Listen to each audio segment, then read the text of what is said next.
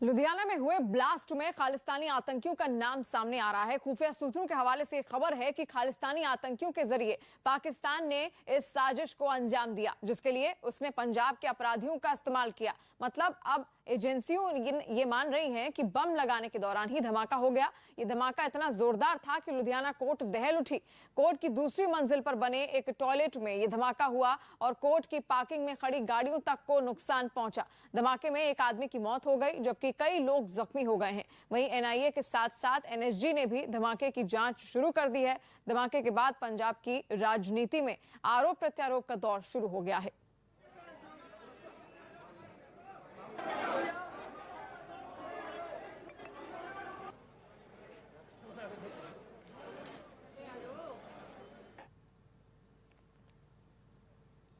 और लुधियाना कोर्ट में धमाके के बाद Punjab police commissioner GS Bhullar ने क्या कहा, आप भी सुनिए।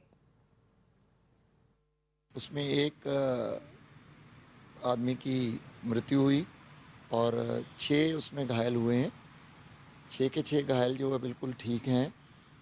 और जो जिस आदमी की मृत्यु हुई है सस्पेक्ट की, वहाँ उसमें सस्पेक्ट ये किया जा रहा है, प्रिलिमिनरी इन्वेस्टिगेशन में यही बात सामने आ रही है कि वो खुद ही हैंडल कर रहा था कोई ऐसी चीज़। तो उसमें अभी फाइनल कहना बड़ा मुश्किल है, बट लग रहा है प्रिलिमिनरी तौर पे ये बात।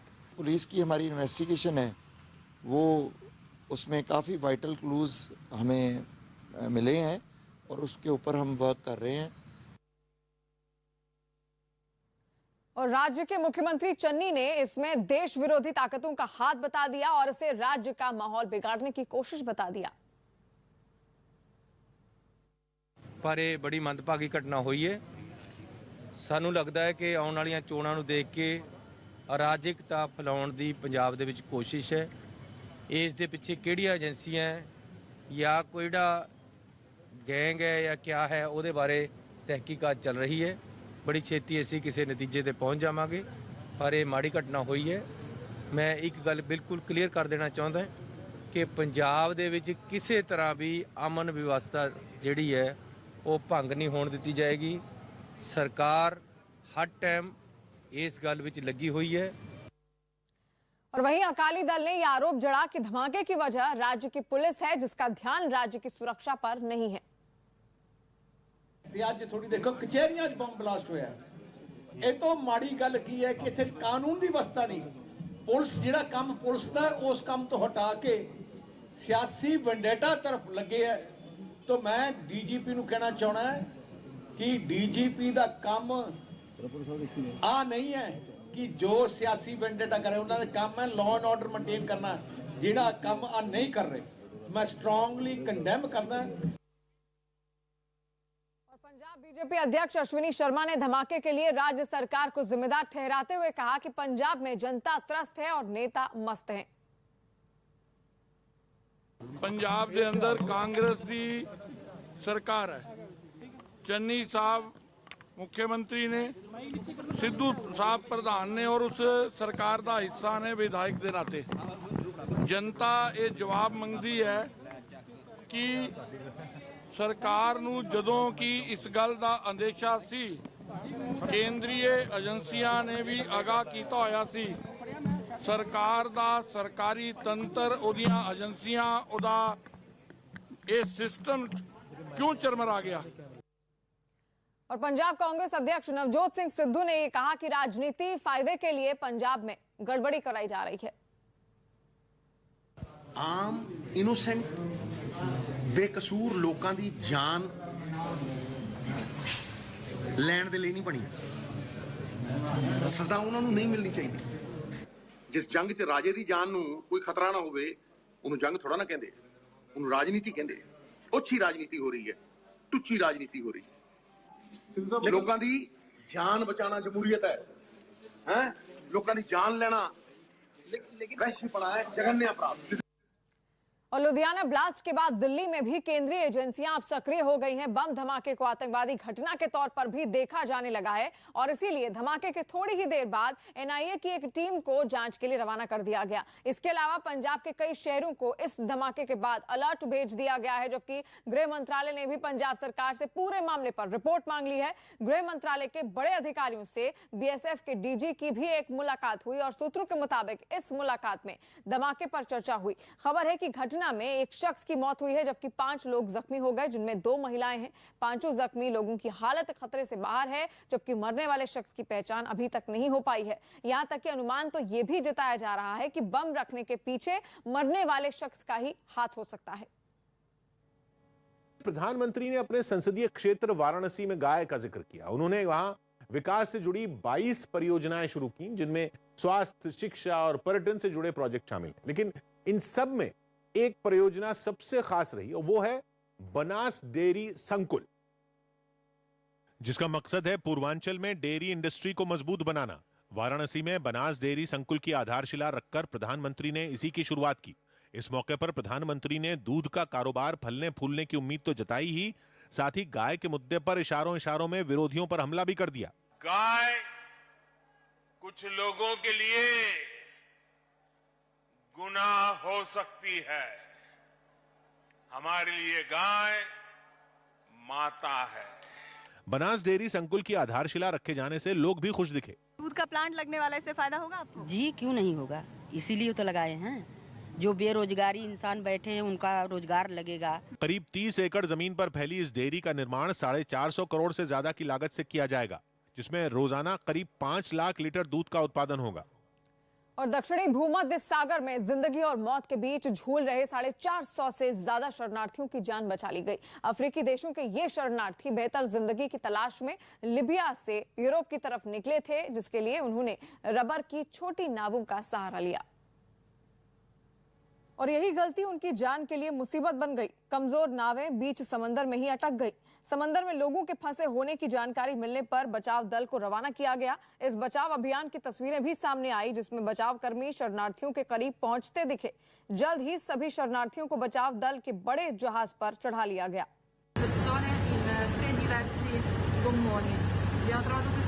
बचाव का ये अभियान देर रात तक भी जारी रहा। शरणार्थियों में बड़ी संख्या में महिलाएं और बच्चे भी शामिल थे, जिन्हें बचा लिया गया। इजराइल की वायुसेना के हवा में खतरनाक स्टंट करने का एक वीडियो सामने आया। वहां वायुसेना के पायलटों की ग्रेजुएशन सेरेमनी पर एक एयरफोर्स बेस पर शानदार एयर शो रखा गया, जिसकी सामने आई तस्वीरों में हजारों फीट की ऊंचाई पर इजरायली एयरफोर्स के विमान ऐसे करतब करते दिखे कि कोई भी दांतों तले उंगली दबा ले। विमानों के बाद इजरायल के फाइटर जेट्स ने धमाल दिखाया, लेकिन F-16 लड़ाकू विमान ने तो मैदान ही मार लिया।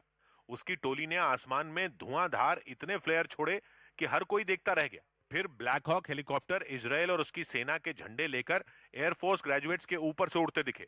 इसके बाद तो नए नवेले पायलटों ने दौड़ लगा दी और फिर अपनी ग्रेजुएशन हैट हवा में उछालकर सेरेमनी पूरी की।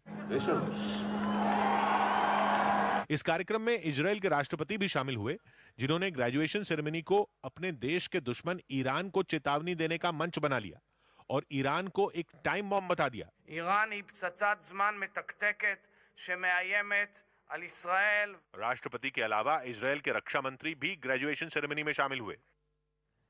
और दिल्ली के संगम विहार से एक दिल दिला देने वाला वीडियो सामने आया। वहां पर बदमाशों ने एक लड़के की पत्थरों से कुचलकर हत्या कर दी, जबकि उसके साथी को बुरी तरह से घायल कर दिया। वीडियो सामने आने के बाद एक आरोपी को गिरफ्तार कर लिया गया है। बताया गया कि दोनों लड़के देर रात अपने घर लौट रहे थे, लेकिन पहले से ही घात लगाकर बैठे बदमाशों ने उन्हें रोका और लूटपाट शुरू कर दी।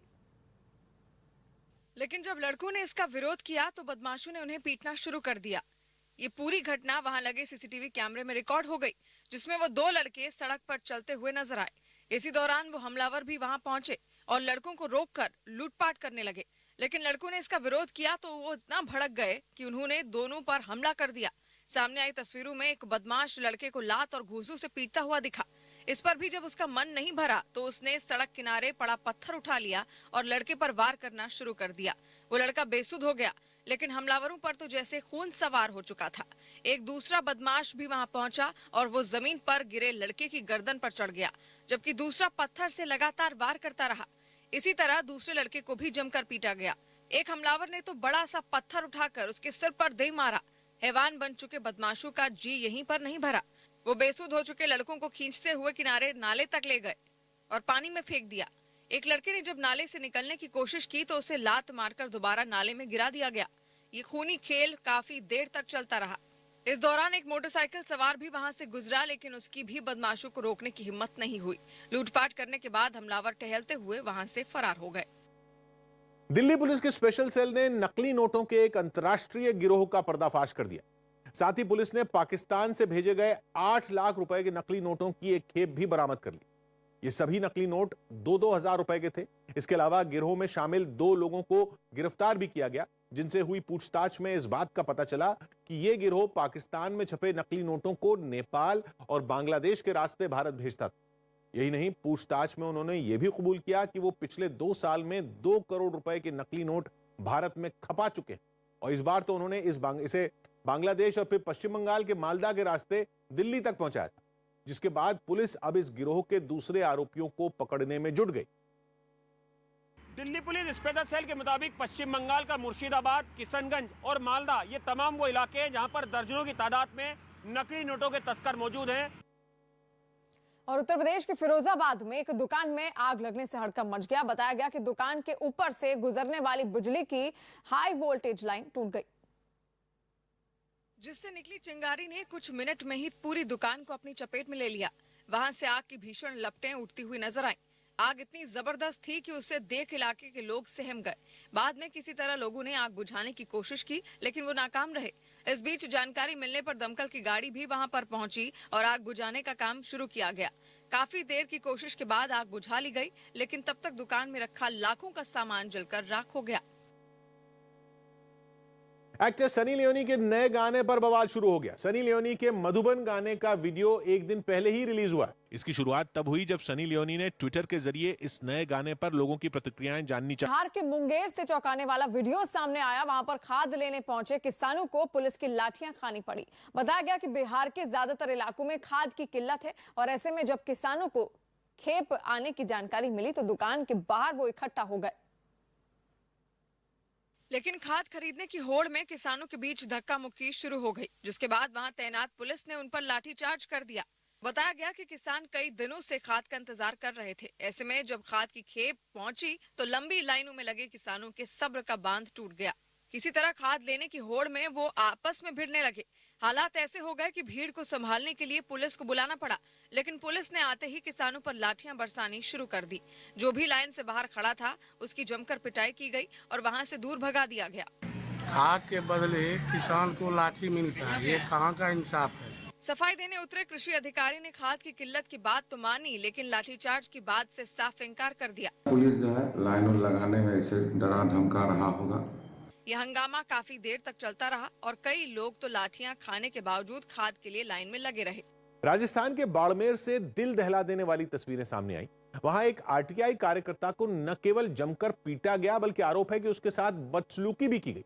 बताया गया कि उसने 2 दिन पहले ही अवैध शराब के कारोबारियों के खिलाफ पुलिस से शिकायत की और आरोप है कि उसी का बदला लेने के लिए उन लोगों ने उसे बुरी तरह पीट दिया। बताया गया कि अवैध शराब के कारोबारियों और उनके साथियों ने मिलकर पहले तो उसे अगवा किया और फिर किसी सुनसान जगह पर ले जाकर उसकी जमकर पिटाई की। उन्होंने उसे इतना मारा कि उसके हाथ पैर टूट गए। यही नहीं, आरोप यह भी है कि उन लोगों ने उसके पैर में सरिया डाला और कीलें भी ठोकी, जिससे खून बहने लगा। इससे भी जब उनका मन नहीं भरा तो उन्होंने उसके साथ बदसलूकी भी की। फिर उसे गांव के बाहर सड़क किनारे फेंक दिया। बाद में उसे गंभीर हालत में अस्पताल में भर्ती कराया गया। मुझे धमकी दी थी कि मान जा, नहीं तो तेरे हाथ पैर तोड़ के डाल देंगे। इस घटना की जानकारी मिलते ही पुलिस एक्शन में आ गई। इसमें हमने जो गंभीरतम धाराएं हैं उसमें अभियोग पंजीबद्ध कर लिया है ताकि जल्द से जल्द आरोपियों की पहचान कर उनको गिरफ्तार किया जा सके।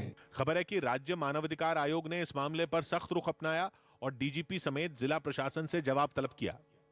और नीट पीजी काउंसलिंग जल्द कराने की मांग को लेकर इंदौर में जूनियर डॉक्टरों की बेमियादी हड़ताल से एमवाई हॉस्पिटल में मरीजों की मुसीबत अब बढ़ गई है। हड़ताल के कई दिन बीत जाने के बावजूद सरकार की तरफ से बातचीत की पहल नहीं हुई। तो नाराज जूनियर डॉक्टरों ने अपनी बात कहने का अनोखा तरीका निकाला। कोरोना से लड़ाई में जनता ने जिस तरह थाली बजाकर डॉक्टरों का हौसला बढ़ाया था, कुछ उसी अंदाज में जूनियर डॉक्टर थाली बजाकर सरकार तक अपनी बात पहुंचाने की कोशिश करते नजर आए। एमवाई हॉस्पिटल के मेन गेट से प्रदर्शन शुरू हुआ और हड़ताली डॉक्टर परिसर का चक्कर लगाने लगे। इस दौरान आंदोलनकारी नारेबाजी भी करते रहे। आंदोलनकारियों ने बताया कि नीट पीजी काउंसलिंग नहीं होने से नए जूनियर डॉक्टरों की भर्ती नहीं हुई, जिसकी वजह से उन पर काम का भारी बोझ आ गया। जूनियर डॉक्टरों ने दावा किया कि लगातार घंटों काम करने की वजह से वो थकान और तनाव से जूझ रहे हैं, जिसका असर मरीजों की देखभाल पर पड़ रहा है। क्रिसमस से पहले जबरदस्त जाड़े और बर्फीले तूफान ने रूस पर ऐसा सितम ढाया कि वहां कुछ जगहों पर तापमान करीब -50 डिग्री सेल्सियस तक गिर गया। वैसे तो रूस में हर साल ही कड़ाके की ठंड पड़ती और वहां के लोगों को इसे बर्दाश्त करने की आदत भी है, लेकिन इस बार इतनी बर्फ गिर रही है कि लोग ठिठुरने को मजबूर हैं। और राजधानी मॉस्को से जो तस्वीरें सामने आई, उनमें लोग ऊपर से नीचे तक गर्म कपड़ों में बिल्कुल पैक्ड दिखे। मॉस्को में इस हफ्ते औसत तापमान -22 डिग्री सेल्सियस रहा है, जबकि पिछले साल इसी दौरान वहां का औसत तापमान 0 डिग्री सेल्सियस के आसपास था, माइनस तक नहीं गिरा था। रूस के कब्जे वाले क्राइमिया का हाल तो और भी बुरा दिखा। तापमान -15 डिग्री सेल्सियस तक गिरने से वो हिम प्रदेश बना नजर आया। वहां की हर चीज बर्फ में ढकी दिखी। सड़कों पर पहले ही बर्फ बिछी थी, उस पर आसमान से और बर्फ बरसती रही। रूस के याकुत्स्क शहर में भी हर तरफ बर्फ का कब्जा नजर आया। ऐसा मौसम कि एयरपोर्ट के रनवे पर बड़े बड़े हवाई जहाज तक दिखने मुश्किल हो गए। नतीजा ये हुआ कि कई उड़ानें सस्पेंड करनी पड़ी। रूस के एक दूसरे इलाके में तो लोगों को हाड़ कपा देने वाली ठंड से बचाने के लिए सड़क किनारे 24 घंटे चालू रहने वाले हीटिंग टेंट लगा दिए गए, ताकि अगर राह चलते मुसाफिर बर्फीले तूफान में फंस जाएं तो वहां पनाह ले सकें। रूस के कुछ इलाकों से सामने आई तस्वीरों में तो टेंटों के अंदर खाने पीने का इंतजाम भी दिखा। और बिहार के पूर्व मुख्यमंत्री जीतन राम मांझी के ब्राह्मण समुदाय पर दिए विवादास्पद बयान के खिलाफ पटना में अनोखा प्रदर्शन हुआ। ये प्रदर्शन ब्राह्मण समुदाय के कुछ संगठनों ने किया। रविवार को जीतन राम मांझी ने ब्राह्मणों पर विवादास्पद बयान दिया था, जिसके खिलाफ ब्राह्मण समुदाय के कुछ संगठनों ने प्रदर्शन किया। इस प्रदर्शन में नारे नहीं लगे, बल्कि शुद्धिकरण किया गया। वैसे ये लोग निकले तो थे मांझी के घर जाकर सत्यनारायण भगवान की कथा सुनाने और उनके कार्यालय का शुद्धिकरण करने, लेकिन पुलिस ने उन्हें रास्ते में ही रोक दिया। शुद्धिकरण के लिए गंगा का जल लेकर निकले हैं, तस्वीरों में भी आप साफ तौर पर देख सकते हैं, और पुलिस उनको यहाँ पर रोकी हुई है। पुलिस ने रोका तो ये लोग वहीं सड़क पर बैठे और शुद्धिकरण की विधि करने लगे। सड़क पर ही पूजा हुई और फिर वहीं बैठकर इन लोगों ने प्रसाद खाया, जिसके बाद मांझी का विरोध करने वाले इन लोगों ने उन्हें रोके जाने पर तीखे तेवर दिखाए। हम ब्राह्मण हैं, हम लोग भोजन मांगने आए, उनके यहाँ वस्त्र मांगने आए, हम भिक्षा मांगने आए, तो भिक्षा दे ना। ये सारा बवाल जीतन राम मांझी के रविवार को दिए बयान पर हुआ, जिसमें उन्होंने लोगों के घर पूजा पाठ करवाने आने वाले ब्राह्मणों का जिक्र करते हुए विवादास्पद बयान दिया था। इतना भी शर्म लाज नहीं लगता हम लोगों का कि पंडित आते हैं तो नहीं खाएंगे बाबू, आपको हम दे देंगे। मांझी के इस बयान के बाद से ही बवाल मचा हुआ है और पटना में उनके घर के बाहर सुरक्षा बढ़ा दी गई है। उत्तर प्रदेश के अलीगढ़ में समाजवादी पार्टी और आरएलडी की रैली में मंच के टूट जाने से अफरा तफरी मच गई। यह हादसा उस वक्त हुआ जब आरएलडी नेता जयंत चौधरी मंच पर पहुंचे, जिनके साथ उनके कई समर्थक भी उस मंच पर चढ़ने लगे, लेकिन इतने लोगों का भार मंच नहीं सह सका और उसका एक हिस्सा, जिसमें सीढ़ी भी थी, वो टूट गया। इसके बाद तो वहां अफरा तफरी का माहौल बन गया। हड़बड़ाहट में कोई उस सीढ़ी से ऊपर जाने लगा तो कोई नीचे। तस्वीरें देखकर ऐसा लगा कि किसी को कुछ समझ नहीं आ रहा था। एक आदमी तो सीढ़ी के बीच में ही फंस गया। बाद में उसे दूसरे लोगों ने सहारा देकर किसी तरह अपनी तरफ खींचा। तभी मंच पर रखे बड़े बड़े लाउडस्पीकर नीचे गिरने लगे। वहां मौजूद एक पुलिस वाले ने एक लाउडस्पीकर को तो गिरने से बचा लिया, लेकिन दूसरा जमीन पर जा गिरा। इस हंगामे के बीच ही जयंत चौधरी वहां से जाने के लिए उठ खड़े हुए, जिसके बाद उनके समर्थक भी उनके पीछे पीछे चल दिए। लेकिन भारी भीड़ की वजह से जयंत चौधरी को अपनी गाड़ी तक पहुंचने में भी काफी परेशानी हुई। और जम्मू कश्मीर के कई जिलों में हो रही बर्फबारी से सैलानियों में काफी खुशी है। इस बीच गुलमर्ग में इतनी बर्फबारी हुई कि वहां पहुंचे पर्यटकों की खुशी का ठिकाना नहीं रहा और उन्होंने जी भरकर इस मौसम का मजा लिया। वहां से सामने आई एक तस्वीर में कुछ सैलानी बर्फ पर फिसलते दिखाई दिए तो कुछ बर्फ के गोले बनाकर उन्हें एक दूसरे पर फेंकते नजर आए। इस दौरान बड़ों के साथ बच्चों ने भी खूब मस्ती की। गुलमर्ग के इस इलाके में आसमान से इतनी बर्फ गिरी कि सब कुछ सफेद नजर आने लगा। पेड़ पौधे, मकान और सड़कें मानो जम सी गईं। कुछ इलाकों में तो सैलानियों को बाहर निकलकर मस्ती करने का मौका मिल गया, लेकिन कुछ जगह ऐसी भी थीं जहां दिन भर बर्फबारी होती रही, जिसकी वजह से लोग अपने घरों में या सैलानी अपने अपने होटल में ही कैद रहे। और उत्तराखंड कांग्रेस में हरीश रावत के ट्वीट से शुरू हुई कलह को खत्म करने में प्रियंका गांधी ने मोर्चा संभाला और बताया जा रहा है कि उन्होंने खुद फोन पर हरीश रावत से बात की है। सूत्रों के मुताबिक प्रियंका गांधी ने नाराजगी की पूरी कहानी उनकी जुबानी सुनी, जिसके बाद अब चर्चा है कि राहुल गांधी सुबह उनके साथ बैठक करने वाले हैं, जिसमें प्रीतम सिंह, गणेश गोदियाल और देवेंद्र यादव समेत कई नेता शामिल होंगे। हालांकि इससे पहले वहां के कांग्रेस प्रभारी देवेंद्र यादव ने उनको कई बार फोन भी किया, लेकिन पहले तो हरीश रावत ने ध्यान नहीं दिया, लेकिन बार बार फोन आने लगे तो उन्होंने देवेंद्र यादव से बातचीत की और बताया कि वो प्रभारी हैं और उनको इस बारे में सब पता है। असल में हरीश रावत की नाराजगी संगठन से सहयोग न मिलने और देवेंद्र यादव से है, जिन पर एक दूसरे खेमे को तरजीह देने का आरोप है, जिसमें विधायक दल के नेता प्रीतम सिंह के लोग हैं, जिनके साथ सूत्रों के मुताबिक हरीश रावत की पहले से ही नहीं बन रही है। आज की ताजा खबर जारी है। मैं हूं किशोर अजवाणी।